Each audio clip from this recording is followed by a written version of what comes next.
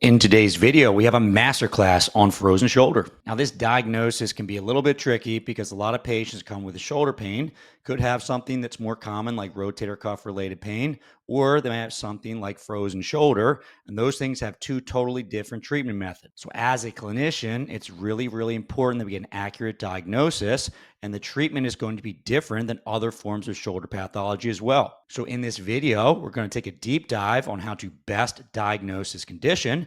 And we'll talk about treatment options, exactly how you should treat these patients to get them out of pain and back to whatever activity they want to get back to. In the first part of this video, we'll go over diagnosis, and the second part, we'll go over treatment.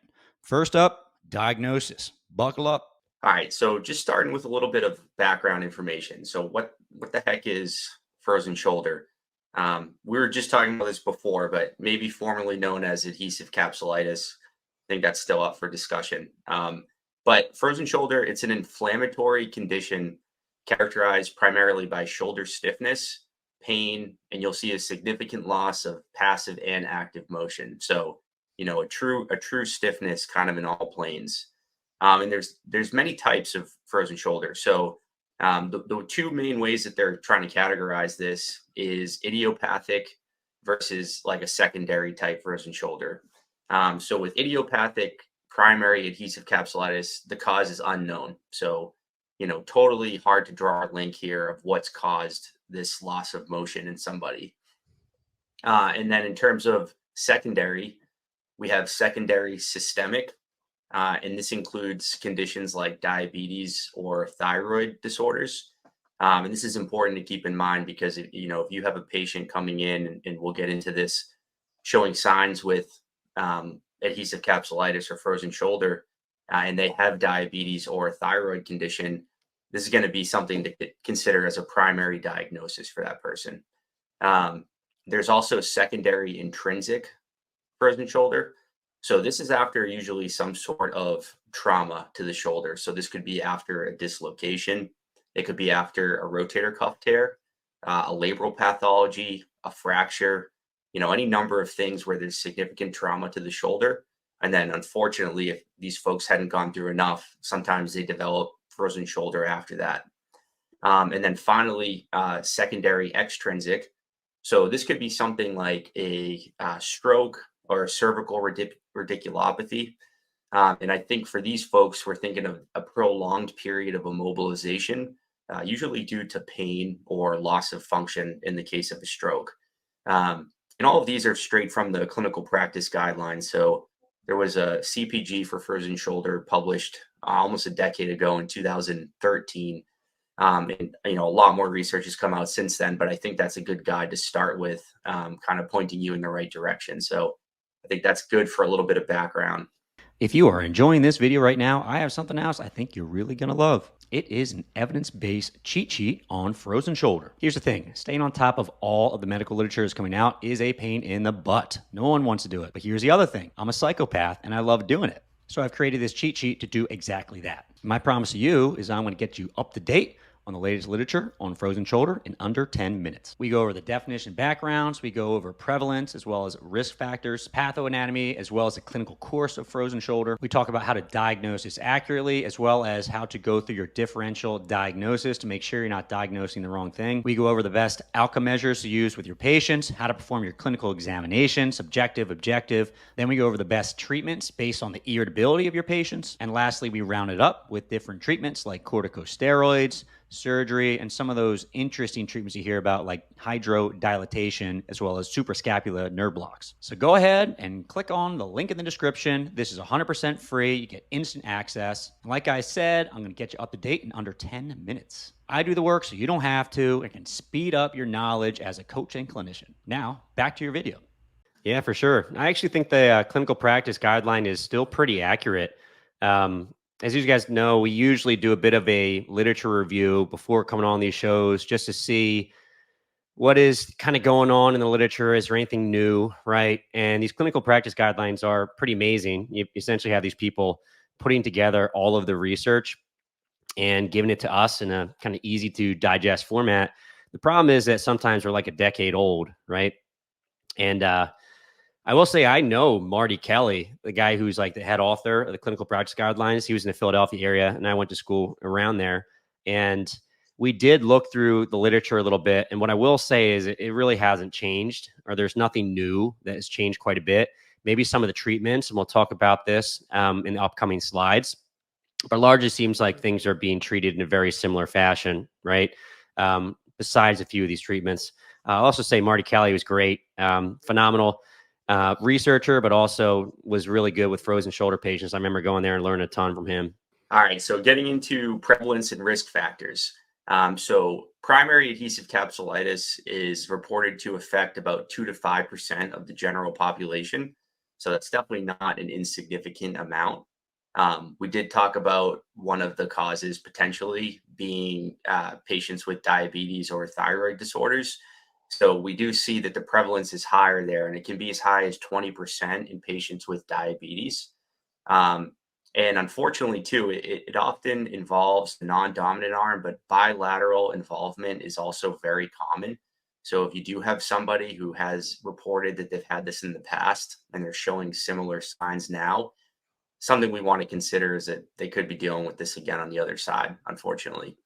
Um, and then the peak incidence of this is seen in patients between the ages of 40 and 60 years old, and 84% of them fall into this age range. So again, when we're trying to come up with an accurate diagnosis, if we're seeing someone in their mid to late 70s, maybe we're thinking this could be something different. Or if you see a younger guy, maybe in his 20s, obviously we're thinking this could be something different. Um, Roughly 70% of patients with frozen shoulder are women, but we do see a higher incidence in men who have diabetes with this condition. Uh, Unfortunately, too, this is a long-standing thing. So, symptoms tend to resolve somewhere between 1 and 3 years. And I do think we can have an impact on that with our treatments, which we'll talk about in a future episode. But this seems to be the natural course when no treatment is administered. Um, 20 to 50% of patients may go on to develop long-lasting symptoms. So, they'll pull people many years down the road, and although they're much better than where they started, they might still have some mobility restrictions. Um, and then, like we had said earlier, groups at higher risk are diabetics, patients with thyroid disease, if you've had a stroke, different autoimmune diseases. We do see a link between Dupuytren's contracture and this as well. So, maybe there's some autoimmune type thing there, or, not exactly sure, but that does seem that fibrotic type condition does seem to be related to this as well. Yes, good stuff there, Kevin. One thing that you reminded me of, you say groups at risk. I think one of the big ones that we see as physical therapists are folks after some sort of shoulder surgery, right?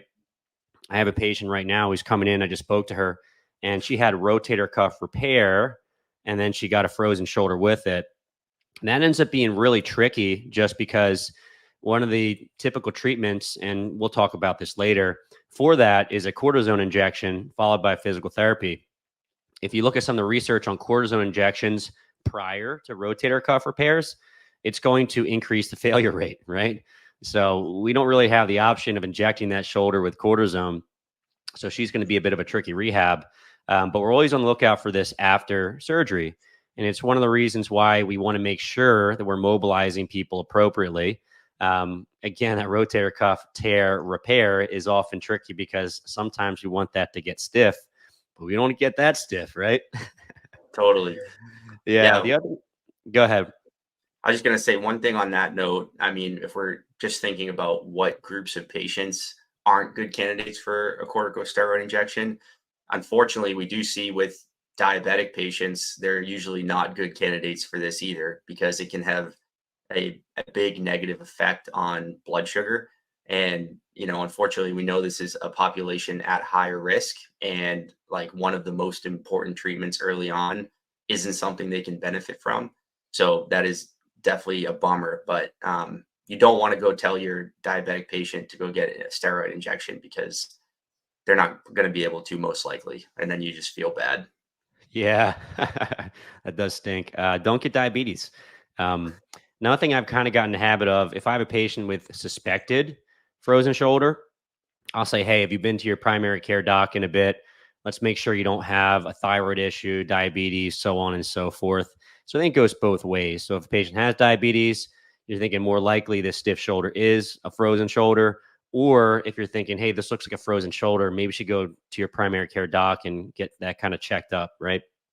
So I think the other thing you brought up, which is really important, is that a large chunk of these don't naturally resolve in that 1 to 3 year range. And I think oftentimes this diagnosis is kind of sold as something that's largely self-limiting. It's going to get stiff, stiff, stiff, stiff. And eventually it'll just thaw and you'll be fine and you're on your own and you're feeling great. And I think based on this research, that's not necessarily the case. And it's also what I'll see. I have patients that say, oh, I had a frozen shoulder on this side. That's why it's so stiff. How long was it ago? And they say, oh, 10 years, right?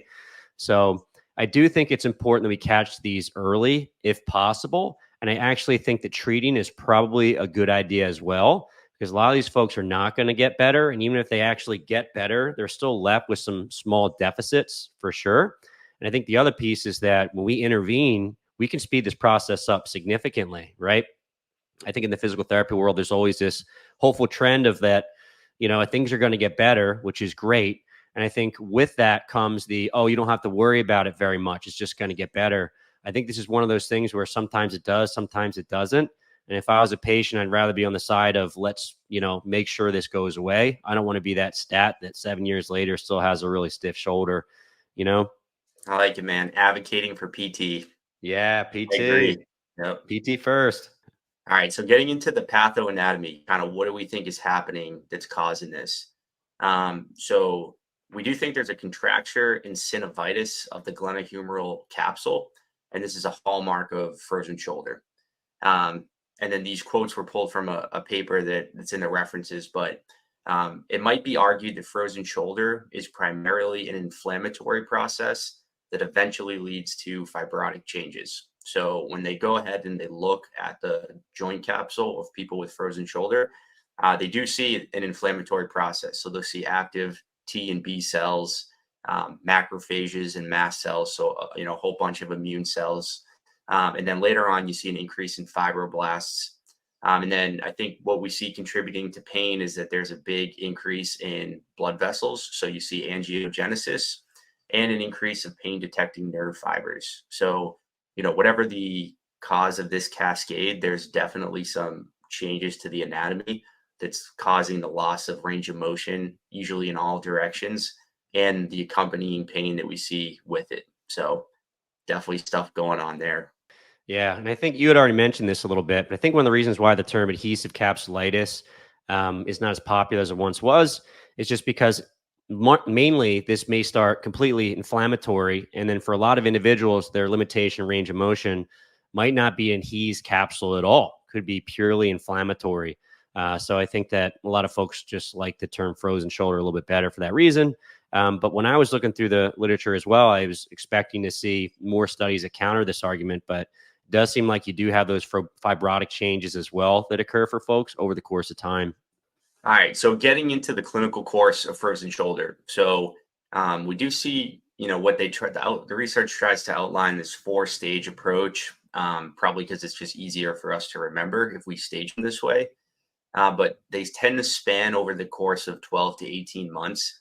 But as we talked about a little earlier, oftentimes this is a longer process, and educating your patient on that is important. So, they don't think this is something that in the course of 6 months, they'll be fully better. We have to prepare them for the fact that this could take a while. And on that note, the study showed that roughly 40% of patients had symptoms after 2 years. And even at 3 years, some still had a loss of their range of motion. So again, I think we can have an impact on that as physical therapists, but these are the statistics that are out there that I think are important to be aware of. So if we're thinking about these stages, stage 1 is about a 3-month duration, and just know that this can vary person to person, but it's marked by sharp pains at the end, sharp pain at the end ranges of motion. So this person might come in and they're describing pain when reaching overhead or reaching behind their back, And that pain might be their pain might be pain free in a lot of their range of motion, but it's at that terminal range where they're starting to get some pain. They have a little pain at rest, perhaps, and they might start describing issues with sleeping. But I think it's hard to detect often at this phase unless you're seeing the patient for something else already. Like you had mentioned, the rotator cuff repair that you were seeing. Maybe you're catching this a little earlier than other folks might not be coming into PT in this stage yet. Um, and then at the tissue level, we do see a diffuse synovial reaction, but there's no adhesion or contracture in this phase yet. Stage 2, we kind of call the painful or the freezing phase. And in this phase, it's about 3 to 9 months in duration. Again, that's a huge window. We tend to see a gradual loss of motion and usually more pain here. So if they were to look at the tissue level here, they see quite a bit of inflammation of the synovium. And they're seeing more of those blood vessels being laid down. And now there's a little loss of range of motion, even under anesthesia. So they're starting to get a little stiffer in this phase here. Probably a good time to get into PT and start intervening. The sooner you can get going on these things, I think the better. And I think this is interesting. When I was looking through the literature, you see kind of somewhere between 3 and 4 stages, right? I think when I was in school, it was basically just 3 stages. They kind of skipped that first one, right? And I think, and I hope I don't steal your thunder for the next few slides here, but I think one of the challenges that we face is from a diagnosis perspective. And one of the things to keep in mind is that you're going to have frozen shoulders all along this spectrum, and they all look a little bit different, right? So stage 1 frozen shoulder looks entirely different than like a stage 4, stage 3, right? Very, very different. So do keep in mind that these go through stages. You can get some information based on how long has this been going on for. Have you been losing range of motion over the course of time? Is that external rotation, generally speaking, going to be the most limited? What I will say is that when I went to school, they talked a lot about that capsular pattern. So external rotation being most limited, followed by flexion abduction, then internal rotation.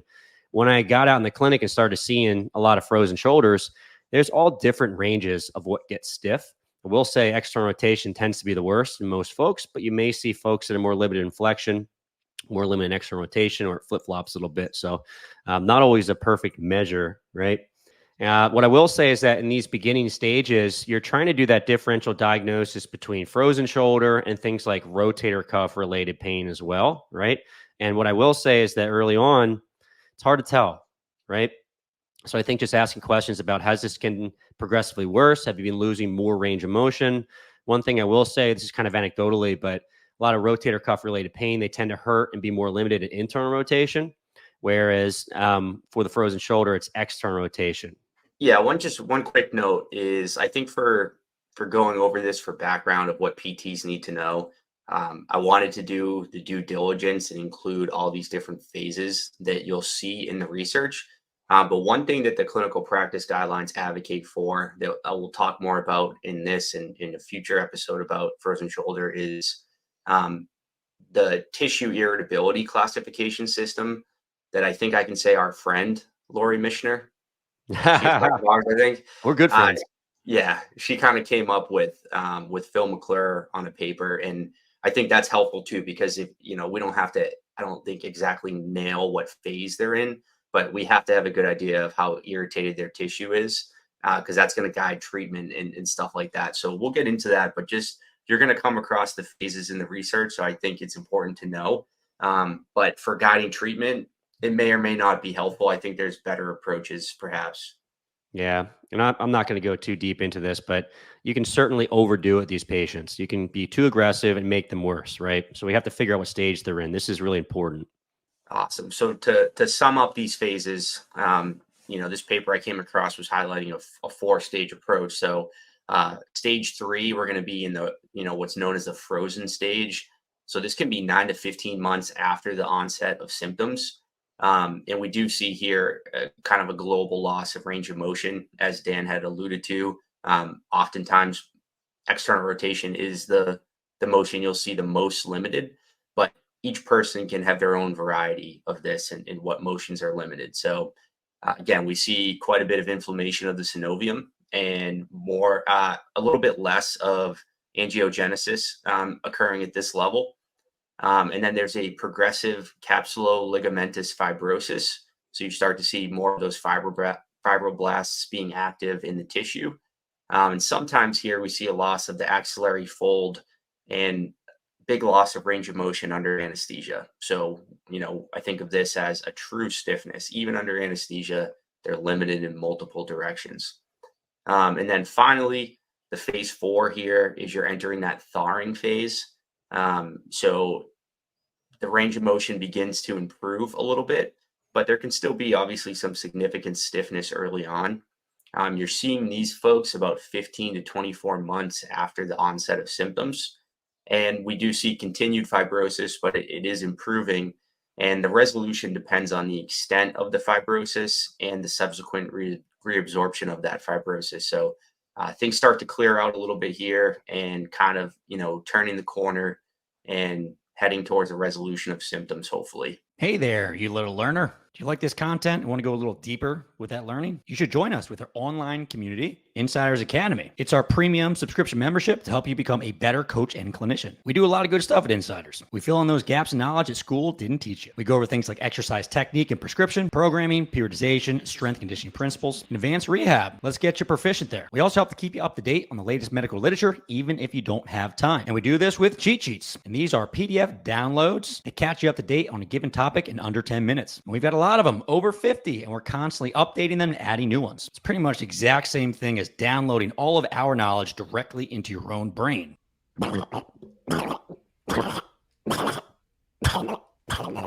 We also keep you up to date with our master courses. We cover pathologies in depth so you know exactly how to diagnose and treat patients with these issues. And we're really thorough, going over prevalence and prognosis, risk factors, anatomy, history, clinical presentation, diagnosis, differential diagnosis, patient education, and exercise prescription, as well as manual therapies. We have a whole bunch of master courses and we're always updating and adding new ones. Some of the big dogs are rotator cuff related pain, knee osteoarthritis, shoulder instability, femoral acetabular impingement syndrome, slap pathology, cervical radiculopathy, lateral ankle sprains, and radicular low back pain. Who doesn't love some searing back pain going down their leg? We also include case studies with every one of our courses. This way, you can see exactly how we diagnose and treat. Each master course comes with in-depth protocols, both non-op and post-op. This way, you know the exact exercise we'd like to use with videos of all movements, how many sets, how many reps, how do the exercises progress over the course of time, what are the relevant manual therapies when they're indicated, and exactly what you should educate your patient about. Hey, are you a physical therapist, athletic trainer, or physical therapy assistant and looking for some CEUs?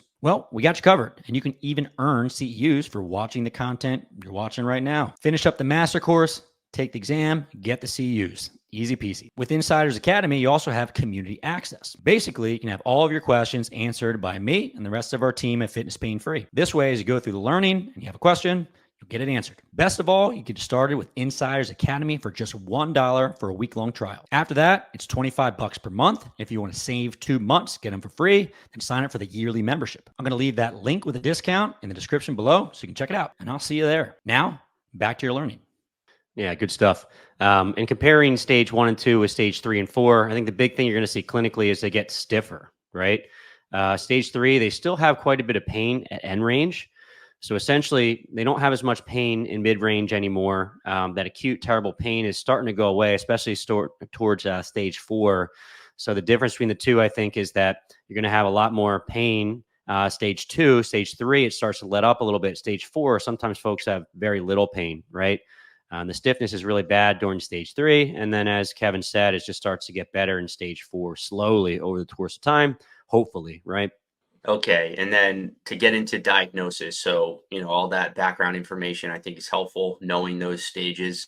But the goal of why we're seeing these patients is to direct intervention and inform a prognosis. So going back to how we're going to diagnose this, how we're ruling in, we're looking for folks that are generally between the ages of like 40 and 65. So kind of that middle age to a little bit older age. We tend to hear in their subjective a gradual onset of symptoms. This isn't something like one day they were fine and the next day they woke up totally stiff. It's a gradual process. Again, can be spanned out over many months. And as we talked about earlier, this could be with or without trauma. I think we have to keep both in mind. they're likely to complain of pain at night. And then when we're going through and checking range of motion, like we talked about, it's going to be limited usually in multiple directions. If we just see a limitation in one direction, got to start thinking this could be something different. External rotation is usually the most limited, especially in adduction and up to that 90 degrees of abduction. Probably that anterior inferior capsule seems to be often compromised. And then kind of the criteria they're looking for is a greater than 25% loss of motion in at least two planes. And passive external rotation is greater than 50% less than the uninvolved side. And then when we do our joint play assessment, we're going to see restrictions in all directions again. So it's that global loss of motion that's helping us rule this in. Good breakdown there, Kevin. Thank you, Dan. Yeah, for sure. And what I will say from a differential diagnosis perspective, I think one of the bigger ones that you're going to see as they're getting stiffer is the thought that this might be shoulder osteoarthritis, right?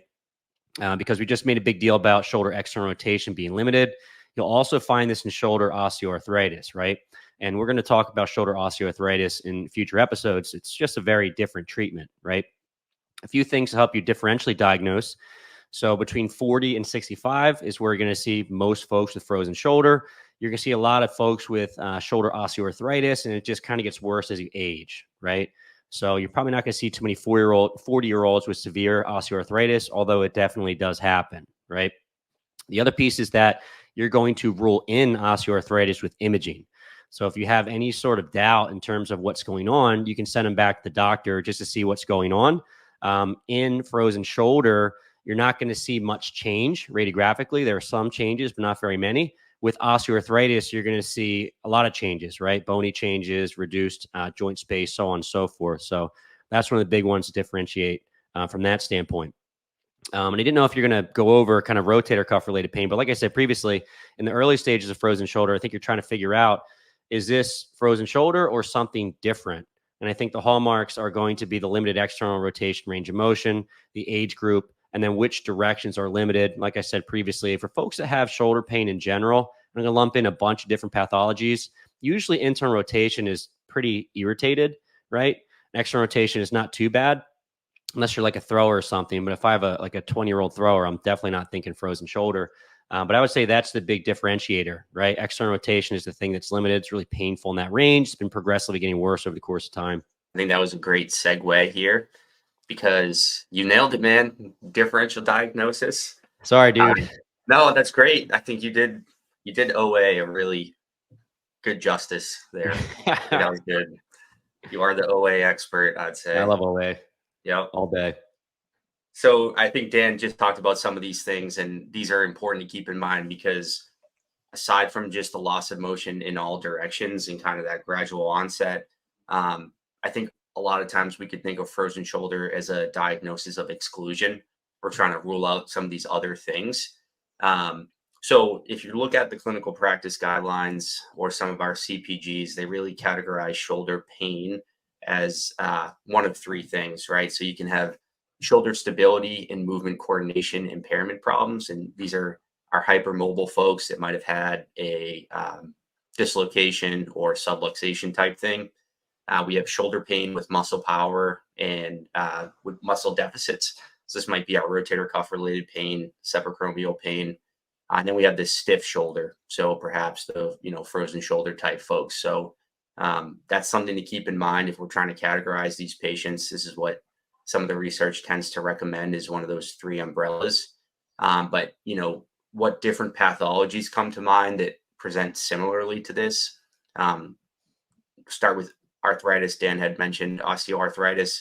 Obviously, we're considering perhaps older folks here, older than that 40 to 65 range, although you can definitely have it in that range, but the presentation is a little bit different. Joint infections, that's something to consider. Maybe if this was after a surgery or something like that, the joint can get infected, unfortunately. We have to keep cancer in mind. So a malignancy, something to consider, but you're going to see other issues with that as well. Glenohumeral joint fracture. So, if this person after trauma, like we had talked about earlier, something to consider as well. and then calcific tendinitis. It's a tough way to say that 5 times fast. And I think that's something that we might see on a radiograph. So, looking at the research, if you have someone that you think has frozen shoulder and you're trying to rule that in, you probably don't need to refer them for imaging. But I think imaging will catch one of these other things if you're unsure if it could be one of those. So imaging might be helpful at ruling out other things so you can rule in frozen shoulder. But if you're pretty confident in your diagnosis, you shouldn't refer them for imaging for frozen shoulder.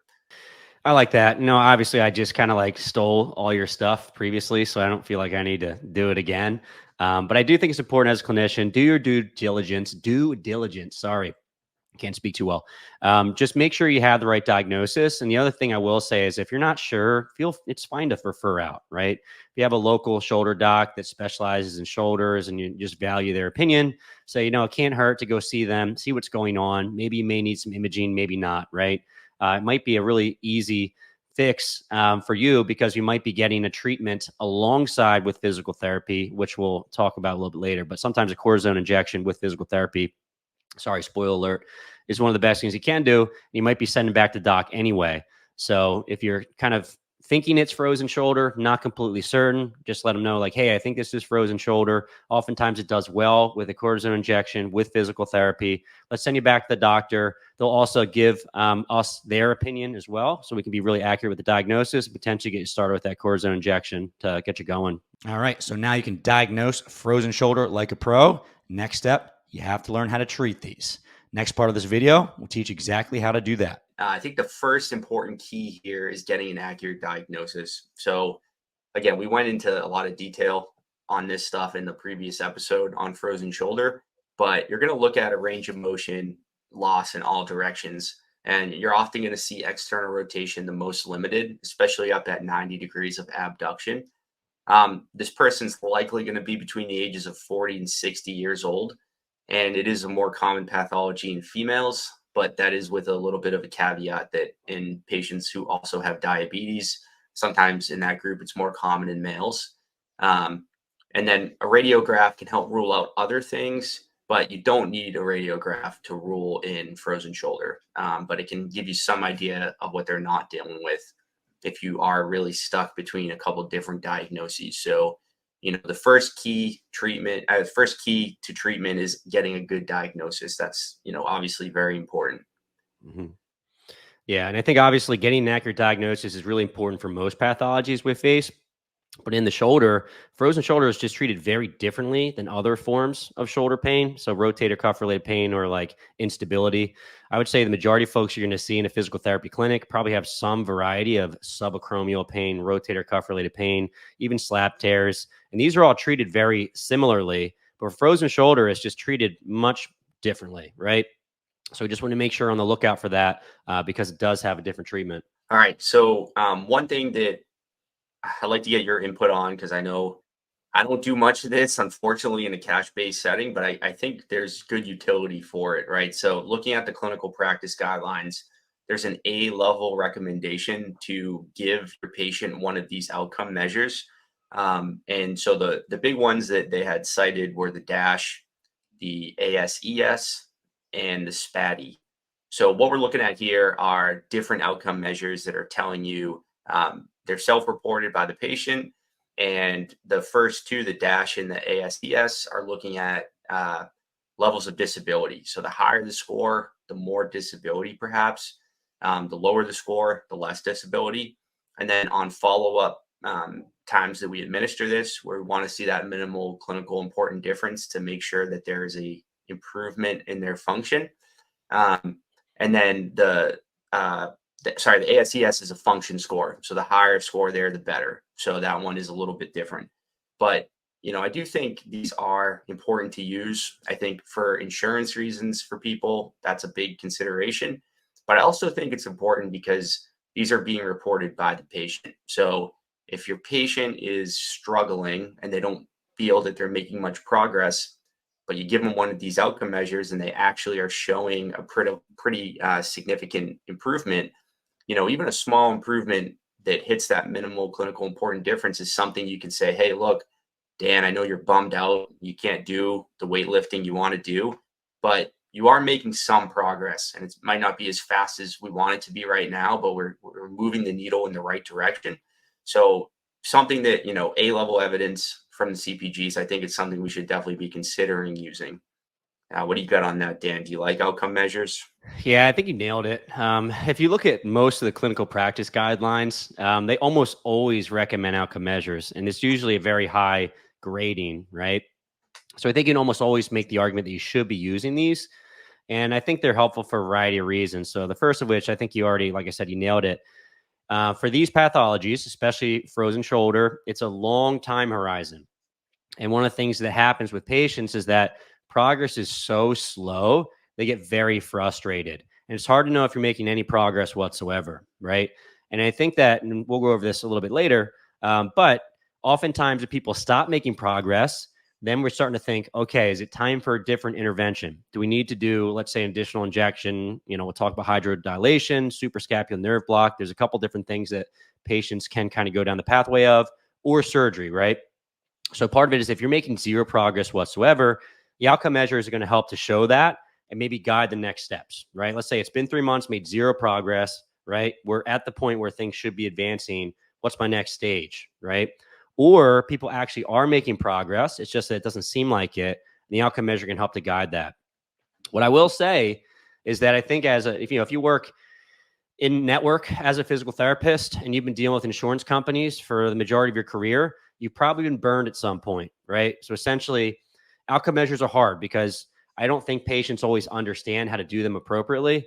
Essentially, patients think that I should fill out this outcome measure as bad as possible to show I have a need.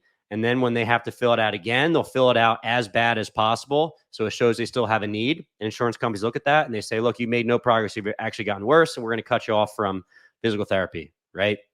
So oftentimes you have to even coach your patients on how to fill out their outcome measures. And then what happens is that they're not accurate, right? So patients are trying to game the system. And I think the other reason why outcome measures get a bad name for us is that they don't often capture the patient's limitation, right? I have a CrossFitter that comes in, they have shoulder pain, they can't do what they want to do. They fill out a quick dash. It looks like they're 100% and there's no problem whatsoever. Insurance company is not going to, cover them. And the other part is that it's not going to capture any improvement if there is any over the course of time. So I'll often favor things like patient-specific functional scale over doing one of these other outcome measures. But the other piece is that they certainly are a good idea with patients.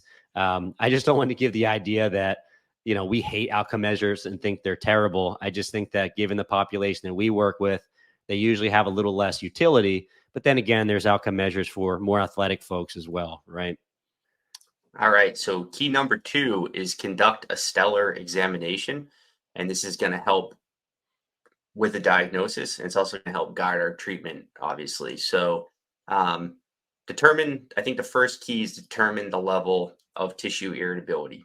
So generally there are 3 stages, like we spoke about in the previous frozen shoulder podcast. Stage 1 can last anywhere from 2 to 6 months with moderate to severe pain. It does start to progress into more pain as that stage progresses. And then stage 2. So again, we had looked at, there's a few different sources here telling us, 4 stages, 3 stages, but these general overarching stages are important to keep in mind. So from this paper, stage 2 is 4 to 12 months in duration with moderate pain. The pain is improving, but the motion's worsening. So that's that general trend here is early stages, a lot of pain, only a little bit of loss of motion. And then those later stages, pain's getting a little bit better, but they're getting stiffer and stiffer. And finally, in that 3rd stage, they start to kind of see the light, and both the pain is minimal and the stiffness is gradually improving. So go ahead and try to determine what stage they're in here.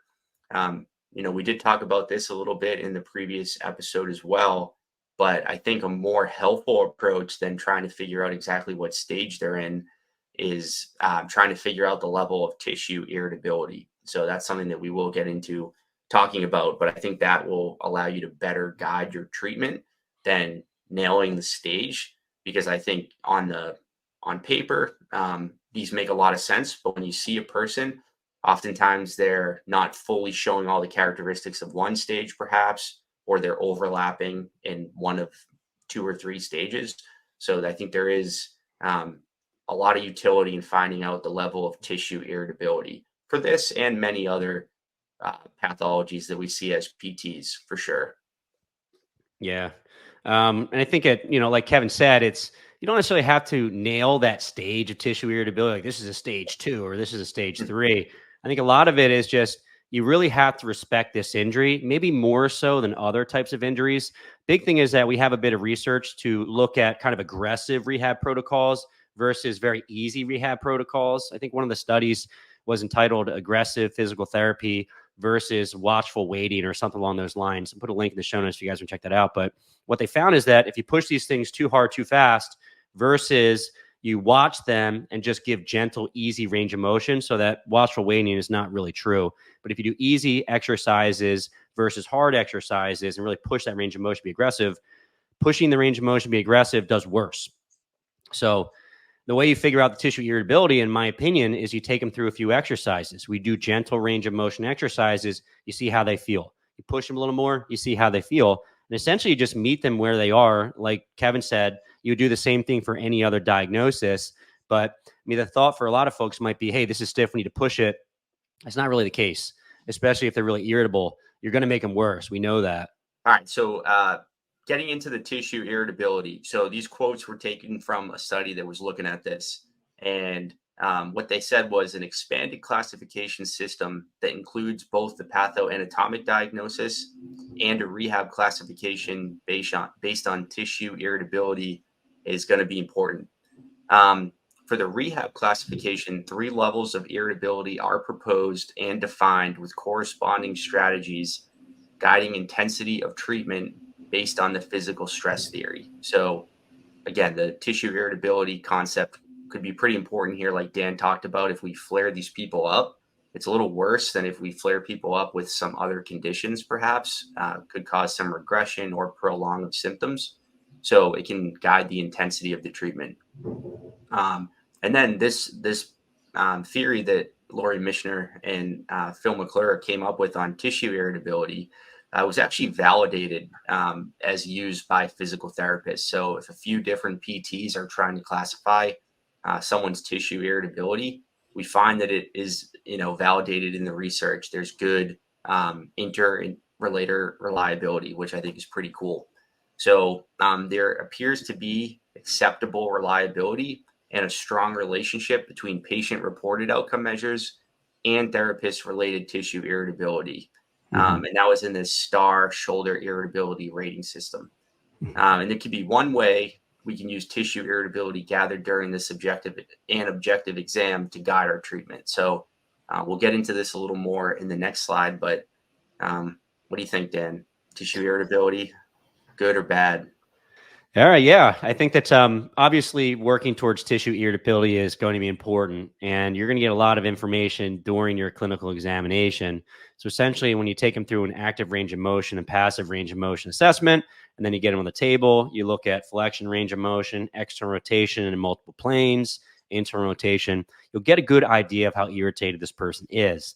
And I think you can use those measurements to dictate how you progress over the course of time. So obviously, it's good to document those firsthand, but also how you start from a treatment perspective. If you know someone's extremely limited with external rotation, give them easy exercises for their level of external rotation. If they can't bring their arm up to 90 and externally rotate because it's so dang painful, I am not going to give people any sort of stretching overhead, right? I'll start with easy stuff, elbow at the side, work that range of motion a little bit. As they start to build a little tolerance over the course of time, I'll bring them up. But I'm not going to do that from the get-go because that's going to cause a bunch of problems, right? Sweet. And I think for our viewers here that are watching, I think this chart, I know it's maybe a tiny bit blurry, but I think it is really helpful. And this is in the STAR paper. So this is something that we could look at for classifying tissue irritability in patients despite the pathology we're looking at. So, very broadly, we have high, moderate, and low irritability. And each of these boxes here represents the criteria for putting someone in those categories. So just for example, high irritability, someone with greater than or equal to 7 out of 10 pain. So this person's pretty flared up. They have consistent night pain or pain at rest. They have high levels of reported disability, perhaps on one of those outcome measures we had talked about. The pain occurs before end ranges of motion. So, like Dan said, if you're getting someone on the table and you can barely move their arm, might be someone with high tissue irritability and not someone we're going to give aggressive exercises to. We also see active range of motion, perhaps being significantly less than passive range because they're in so much pain, they're unwilling to move their own arm or whatever other joint we're talking about. But in the case of frozen shoulder, obviously, how much they're willing to move their own shoulder. Next, we could classify someone with moderate irritability if they report moderate levels of pain, which could be looked at and rated as between 4 to 6 out of 10. These patients might still have pain at night. They have moderate levels of reported disability on one of these outcome measures, and the pain's occurring more at the end range of motion versus that early or middle range of motion. And here you might see equal active and passive range of motion. And finally, folks we could categorize as low irritability. They usually report minimal levels of pain, so less than or equal to or 3 out of 10. They have no night pain or resting pain. It's really only with their activities of limitation. They have levels of reported pain and disability that are low on those functional questionnaires. And pain might only occur with overpressures at end range of motion. And again, with active versus passive, we're going to see pretty symmetrical ranges of motion for these folks. So again, these are kind of important to keep in mind for a lot of different diagnoses. And the reason why I'm introducing them now is because the frozen shoulder clinical practice guidelines recommend basing your treatment off the level of tissue irritability. So rather than those broad stages that we talked about, that I do think are important to know, guiding treatment is going to be based on one of these 3 groups that we might be able to put somebody in. I think these are great. Looking through these, I was like, man, these really solve all my questions I would have. And I feel like I can very easily bucket my patient to one of these. One thing I will say is that for some of these patients, especially when they're very irritable, they talked about active range of motion, passive range of motion being very different in the earlier stages or high irritability. One thing I will say is that sometimes I find that folks are restricted in both of these, and it's because they have a very empty end feel. So when you're arranging these folks, what you'll often find is like, I feel like there's a lot more range of motion, but you're just guarding. You're not letting me get to end range. And that makes a lot of sense. If they have a lot of inflammation in that area, your body's basically just trying to protect you. So you might not always find that they have way more passive range of motion when they're very, very irritable. It might just be that your body has more available passive range of motion. It's not actually super stiff, but you can't access that just because the patient's guarding. And I would actually recommend you don't blow through that empty end feel because you're going to make your patients really mad. But I think the other part is you don't necessarily need to have that information. Just keep in mind that's probably what you're going to end up finding. Awesome. So key number 3, kind of based on what we were just talking about, is selecting the appropriate intervention for the level of tissue irritability or where this person is in their frozen shoulder journey. So these are from the clinical practice guidelines here. And what we're looking at for patients with high irritability is that modalities are actually indicated. And it does seem like these can be helpful for these folks, probably in the short term for giving you a window for doing some exercise. And I think it's worth trying. You do one of these things and someone says, hey, I feel a heck of a lot better.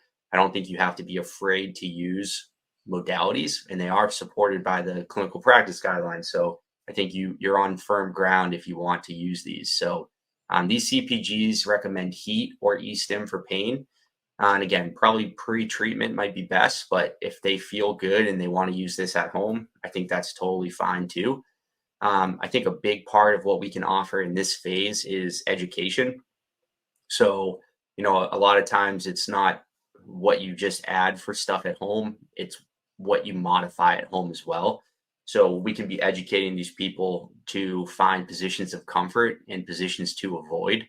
If they're going to be put in certain situations or trying to do certain activities that we know they don't have the range of motion for, we can try to help them find another way to do it. I think one of the most simple things that we as physical therapists learn in school kind of right away is like, when you're putting on your jacket, you put in the involved side first. And these are things we can help educate patients on that they don't know on their own. And it can kind of go a long way in reducing their pain. So, for manual therapy, some soft tissue with the muscle guarding is probably something that could be helpful. The CPGs do recommend low intensity joint mobs for reducing pain and perhaps improving range of motion. And then doing some passive range can be helpful. And like Dan had said, these folks are probably going to be in an empty end feel, and that's okay. We just want to get the joint moving. It can help them feel a little bit better. We're not cranking into end range, but some passive motion, I think, can feel good for the patient to get things moving a little bit. So I think those are some interventions we can think about. Again, taken from the CPGs for patients with frozen shoulder and a high irritability phase. If you guys like what you're learning about so far, then the next logical step is to sign up for the Fitness Pain-Free Mini Course. I've made an absolutely free mini course, and we go over 4 vital lessons for coaches and clinicians. The first lesson goes over how traditional schooling has failed us. Now, I'm actually a really big fan of education, and I think that physical therapy school actually prepared me pretty well to work with the average person. However, I really didn't learn how to work with the population that I want, which is people in the strength and fitness world. So I'm talking about powerlifting, bodybuilding, Olympic weightlifting, sport of fitness, and really people that just love working hard in the gym. And really my goal with the mini course is to help you understand how you work with this population to get them out of pain and keep them training. The next lesson is 7 reasons why people get hurt in the gym. So it's vitally important they understand the injury mechanisms or why people get hurt in the gym. If we don't understand why folks are getting hurt in the gym, it's going to be very hard to rehabilitate those folks, because let's say we do get them better, they go right back in the gym and get hurt in the same exact way they hurt before. The other piece is, if we want to keep these folks safe for the long haul, we have to understand the main reason why these folks get hurt in the first place, so we can keep them in the gym training as safe as possible and minimize that risk of future injury. Next, we go over 4 simple steps for getting your clients out of pain. Now, rehab can be very complicated. There's a lot of systems out there that make it very challenging to figure out how to work with your patients. However, it really doesn't have to be that complicated. So I go over 4 easy steps you can follow to get your patients out of pain and back in the gym where they belong. Lesson number 4 is how to build the career of your dreams and earn the respect of your community. Let's face it, the reason why you take these educational courses is obviously so you can learn a little bit more, but really the deep-seated reason is because you want to have the respect of your community. You want your clients to come in, work with you, and say, wow, Joe was great. He did a phenomenal job with me. Tell their friends, and their friends come to see you. And after a while, you're very valued and respected within your community. So I'm going to teach you how to do that. The second piece is that if you know these skills, it doesn't always mean you have a ton of patients going through the door so you can work with the population you want to work with, right? So you may be the absolute best coach in the world, but no one wants to come and see you because they don't know who you are and they don't know how good you actually are. So we'll teach you how to get the patients through the door that you want to work with. And lastly, we'll talk a little bit about the Fitness Pain-Free certification. This is the largest and most comprehensive educational course that I offer, but more on this later. So I'll leave a link in the description, in the show notes. Again, it's 100% free, really easy to download. Go ahead and do that right now. Good stuff. A couple thoughts. Some of the research shows things like table slides, pendulums, using a PVC or a dowel, supine, external rotation, active assist. I like to do flexion in that same position as well. One of the things I'll often do for these folks is low level, high frequency exercises. And I think we're getting some good neuromodulation. These folks don't tolerate high intensity or big stretching, but oftentimes it feels pretty good to do a low level of exercise all throughout the course of the day. So a couple cues I give my patient when they're exercising is say, hey, push to the point where you feel a little bit of that barrier or that pain start to kick in, then back off. Don't blow through that pain barrier. And we just do that with all of our exercises frequently throughout the course of the day. So I might give my patients like somewhere between 1 and 3 exercises to be performed at least once a day, but more likely doing this multiple times per day, once in the morning, once in the middle of the day, once in the evening, and if possible, all throughout the day, maybe once an hour, just trying to move this shoulder as much as possible without irritating or aggravating it. One more thing I will say before we go on is that I will be filming a video where I talk about my favorite exercises, so you can see exactly what they're going to be. I'm trying to describe it here, but not always the best, right? Be on the lookout for that. Awesome. So then in regards to moderate irritability, what are some good interventions? And again, these are all from the clinical practice guidelines. So we might taper off modalities. I think it depends on the person, but we can think of this as an as needed type thing. If the person finds great benefit from it, why not add it in at this phase? We're continuing to educate on progressions at home with different things they're doing around the house and ways they can get back to some of the more intense things they like to do at home. So some good education there. Always checking in on like what are you struggling with at home, and kind of brainstorming with the patient if there's anything you can offer them as far as strategies for performing those things. We're still in a phase where manual therapy is going to be helpful, so we can progress our joint mobilizations from those early low level joint mobs that are focusing on pain relief, which are perhaps a little bit more moderate intensity range of motion joint mobilizations. We can progress the amplitude and duration, so maybe like a grade 1 to a grade 2 or 3. But you can use the pain monitoring model here. So a little bit of pain is okay, but with these folks, we don't want them to be in significant pain for the rest of the day. We probably flared them up too much, and we might have to take a step back with our joint mobilizations. As Dan had said, stretching can be really helpful in finding a frequency that works for the patient. So usually very frequent stretching is something that can feel good, but the intensity could be low. So you're still in a phase where, perhaps it's a high volume of movement throughout the day at a little bit lower intensity. And then in this phase, we can start, with a moderate irritability patient, we can start incorporating some neuro reeducation. So the CPGs had recommended range of motion into normal scapulohumeral mechanics when reaching. So working on perhaps like, I don't know, mirror feedback when someone's lifting their arm overhead, not getting this huge upper trap shrug where they're using a bunch of compensatory muscles.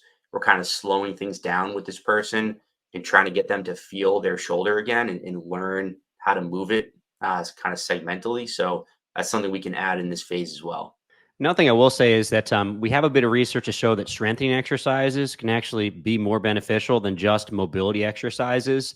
And I think in this phase, folks are getting to the point where their pain levels are low enough, they might be able to tolerate a little bit of kind of mid-range strengthening. Certainly, you can start off with things like isometrics if someone's really painful. So essentially just kind of elbow at the side, resisted external rotation, internal rotation, flexion, extension, adduction, abduction. I call it a 6-way isometric. But usually you can get away with a little bit of resisted internal rotation, external rotation with some TheraBand, right? Maybe a little bit of resisted flexion if that range of motion is okay. One of the things you might find is you guys may have a significant shrug sign.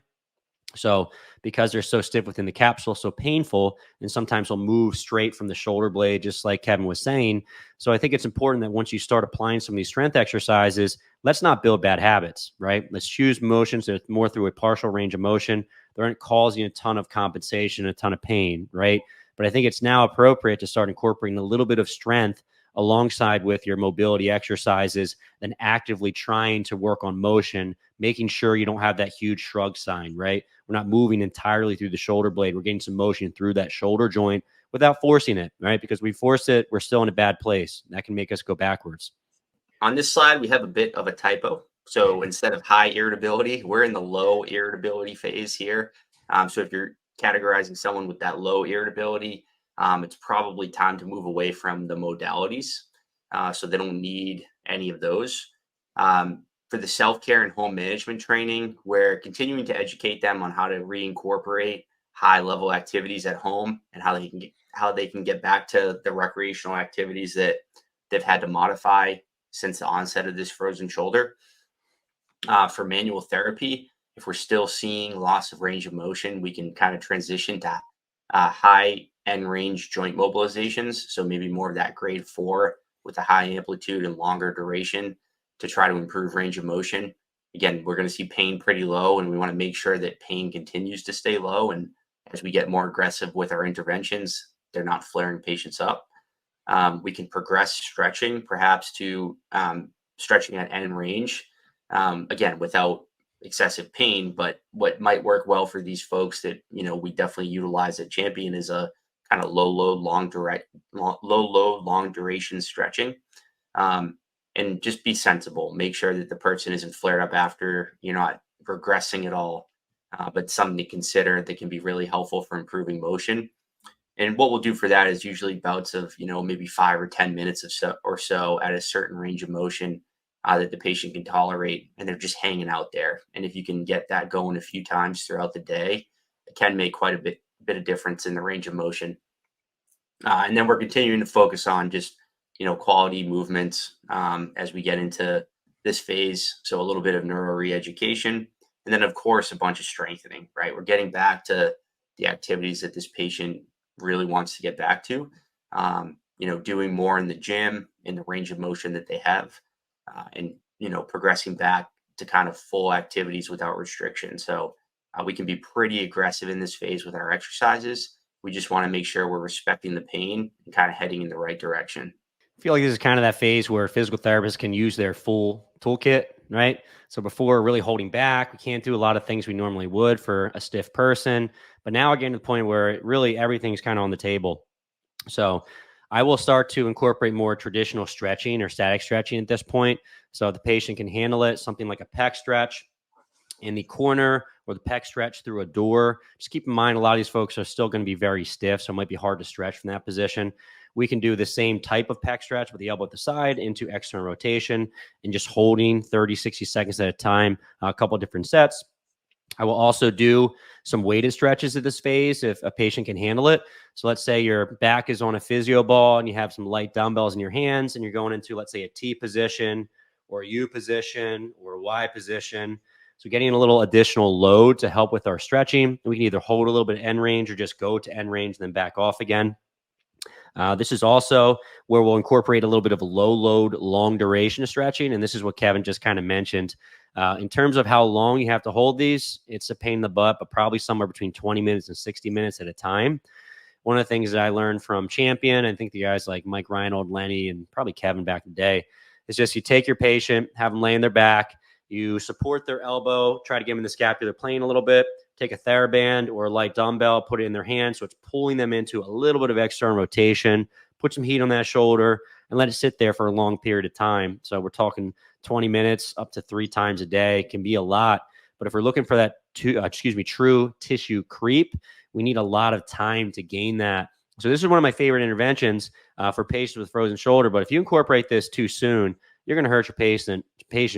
So you can also do this into flexion as well, but usually it's external rotation is most limited.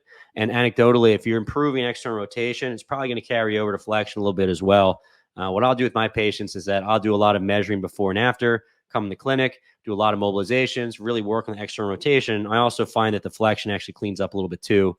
So when we're trying to improve external rotation, we're probably helping all the different directions as well. So, and just like Kevin said, at this point, we're advancing their strength. We could probably go a little bit more towards end ranges of motion. I'm a big strength and fitness guy. I'm always trying to push this on my patients. Most of my patients want this anyway. During this stage, I feel like I don't have to hold them back so much anymore. The one thing I will say is that they're going to still have compensation with end range of motion motions. So thinking about things like overhead press, snatch, that type of thing, it's going to look pretty bad still, just because those positions need a ton of mobility. And oftentimes the folks that are getting frozen shoulder are a bit older and stiffer anyway. So now they've got one stiff side and one very stiff side. So I would still say, like, feel free to start working back to a lot of those positions, but keep in mind there's going to be a lot of compensation, and I probably wouldn't push those positions for like an overhead press or a snatch position, overhead squat for the CrossFitters out there until they're looking pretty symmetrical. Because otherwise, I think they're just building bad habits, kind of like Kevin alluded to. For patients with frozen shoulder, do you think physical therapy is enough? Just PT alone? Can we do it on our own? Ooh, I'd like to think so, but in my heart of hearts, I don't know if it is enough. Yeah, I think all of this that we've talked about, it's so important, I think, to get this diagnosis right, because if you're trying to plug away with just physical therapy, this is one of the one of the conditions where you might not be getting the best outcome for your patient. So I do think it's important for us to know that combining physical therapy with other treatments here is so important to get the outcome the patient wants. So this quote here is taken from one of the papers that I cited.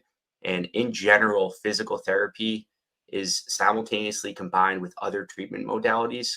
As a Cochrane study concludes, there is little overall evidence to support physical therapy alone in the treatment of adhesive capsulitis or frozen shoulder.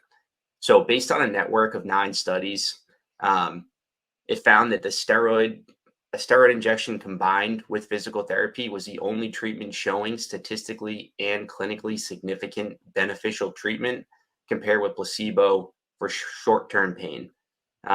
So, we've talked about this throughout, but combining physical therapy with a steroid injection, when you can do that, if it's a patient who doesn't have diabetes, or you said some, concomitant rotator cuff pathology, perhaps, it can be very helpful for these folks. And it's better than doing just the steroid. It's better than doing just physical therapy. It seems like that combination of the two really gets better outcomes. And a Cochrane review that was looking at that combination showed that manual therapy and exercise was not as effective as a steroid injection. So maybe the injection alone is actually better in some cases than just physical therapy. But why do one or the other when you can do both, right? And then patients with manual therapy and exercise, again, for function, didn't improve as much as the patients who just got a steroid injection. So again, maybe because there's so much actual pathology occurring in the shoulder here, and it is an active inflammatory process, they are laying down new blood vessels.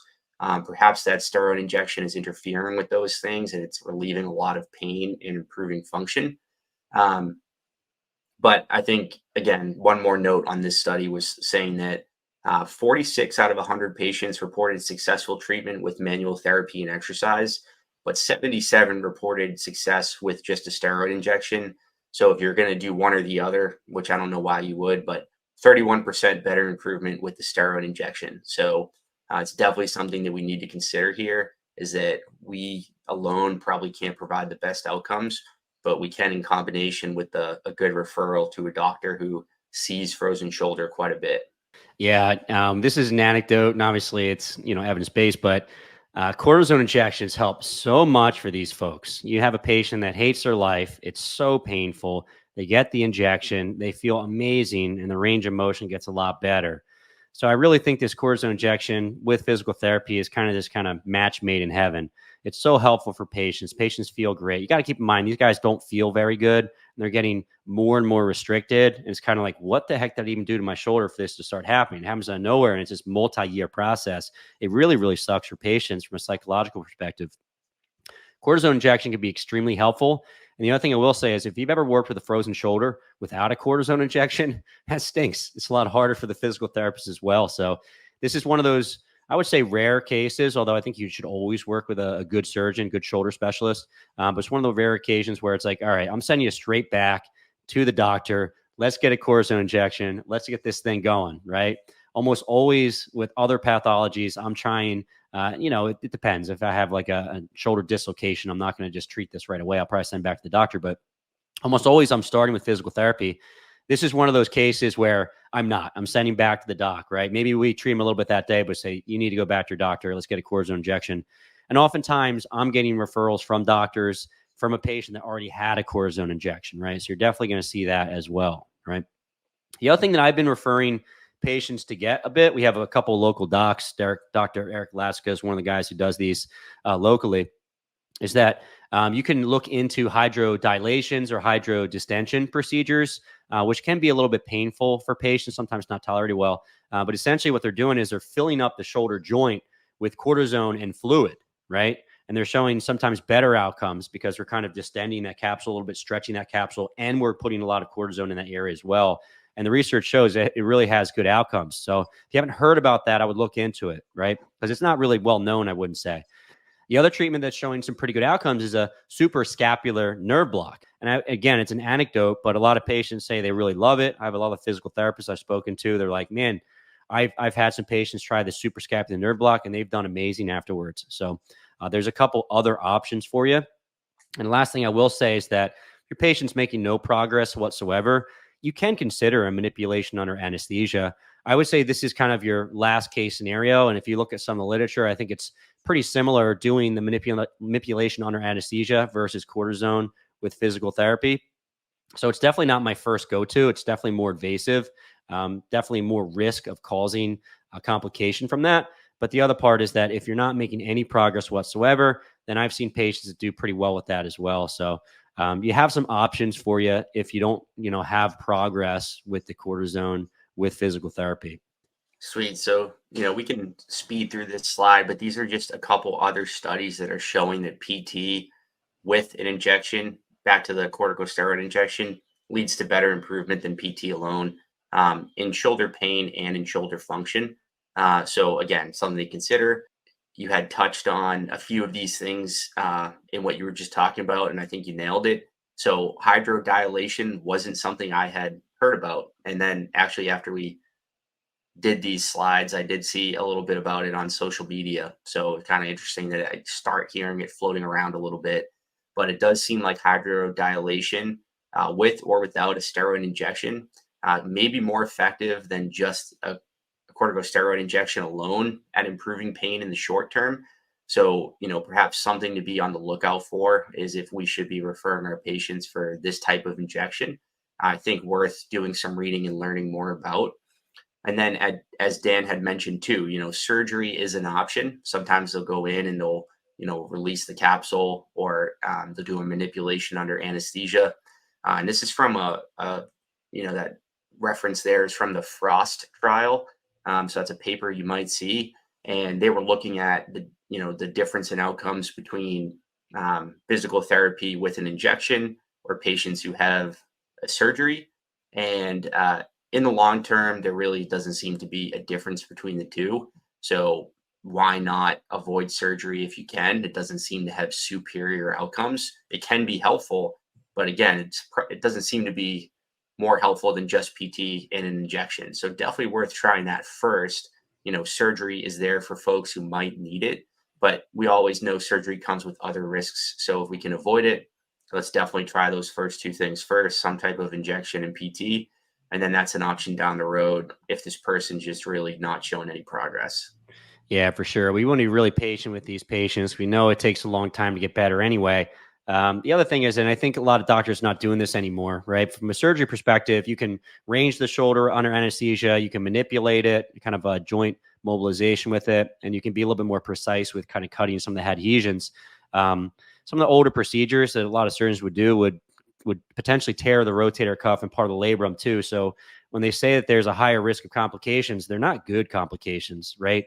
So just like Kevin said, we're trying our best to get this done more conservatively. We don't want to go in for surgery if we don't have to. But what I will say is that I've certainly seen some folks have success with this. So if you're making zero progress, it might be an option in the future for your patients. So now you know some good treatment strategies for your patients with frozen shoulder. I want to show you the exact exercises I like to use with my patients with frozen shoulder. And I have a video for you. And oh, look, it just popped up over top of Kevin's head. It's right there. Go ahead and click on that link, and I'll go over my exact treatments I like to use with my patients with frozen shoulder. Click on it, and I'll see you there.